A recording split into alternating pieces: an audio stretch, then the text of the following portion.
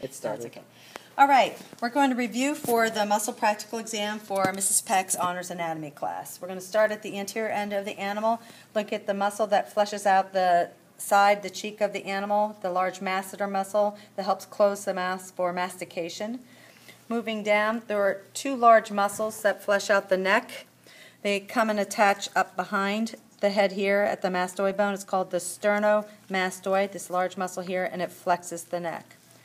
Moving down towards posterior end, there's large muscle here that covers the anterior portion of the chest. These are the pectoralis muscles.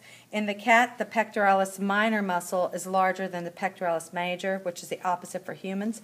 As you can see, the minor is very thin, and as you move on, you can see the thick pectoralis major. When you cut the pectoralis muscles and open them up, you can see the inside of the cat. This is the serratus ventralis, looking like a comb. Deep to those are the muscles that are in between the ribs. These are called the intercostal muscles. If I reflect back some of the shoulder muscles here, you can see the arm muscle. This is called the biceps brachii that helps flexes the elbow. The antagonist muscle to that would be the triceps brachii, which is on the posterior back part of the upper arm, and when it contracts, it opens up or extends the elbow.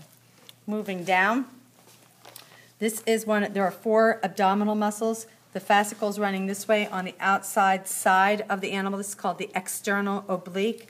When you remove the thin external oblique, you could see deep to that with the fascicles running perpendicular is the internal oblique.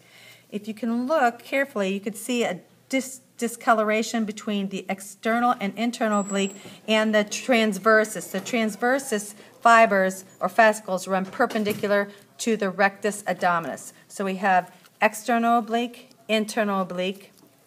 This is transversus abdominis and rectus abdominis, the straight muscle here. This is all part of the abdominal muscles.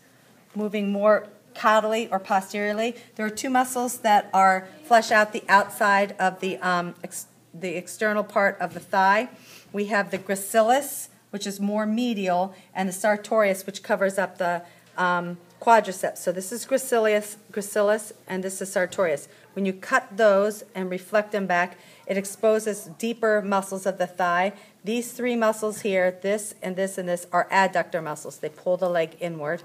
These muscles here are the quadriceps, which flex the hip or extend the leg, extend the knee here.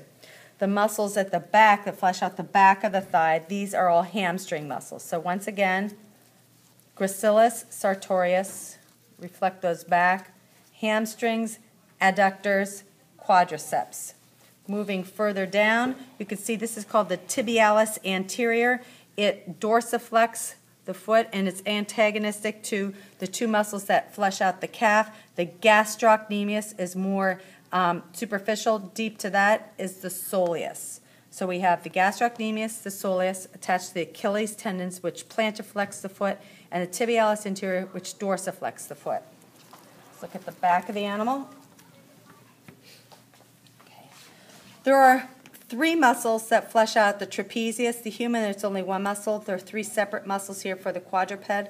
The first one attaches to the clavicles. This is called the clavotrapezius right here. This attaches to the acromial process of the shoulder, of the scapula. This is called the acromiotrapezius. And moving further caudally or posterior, this is called the spinotrapezius. The spinotrapezius inserts on the spine of the scapula. So we have clavotrapezius, acromial trapezius inserting into the acromion process, and spinotrapezius inserting into the spine of the scapula. The shoulder muscles, there are three of the deltoids also. The animal, because it needs to adduct in different ways, this is called the clavodeltoid here. There are two other muscles. This is the acromiodeltoid and the spinodeltoid. So the acromiodeltoid is going to insert in the acromial process, and the spinodeltoid is going to insert right here in the spine of the scapula. There are two other arm muscles that you are going to need to know. Just below here is the triceps brachii. Right above that is the brachialis, and the brachialis, this is the brachialis, and as the brachialis moves, it's going to insert right below the muscle you're going to need to know, which is the tibialis anterior. Once again, I'll show you it here. Triceps brachii, brachialis, and this is the brachioradialis. The brachioradialis starts here and crosses over the arm. Moving down, this is the latissimus dorsi, fleshes out the back, inserts into the humerus, and retracts the arm. These are the huge extensor muscles of the back. This is called the erector spinae.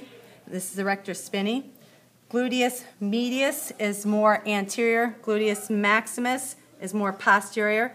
This is the huge biceps femoris, which is part of the hamstrings. So gluteus medius, gluteus maximus, hamstrings, gastrocnemius, soleus, Achilles tendon. That's it.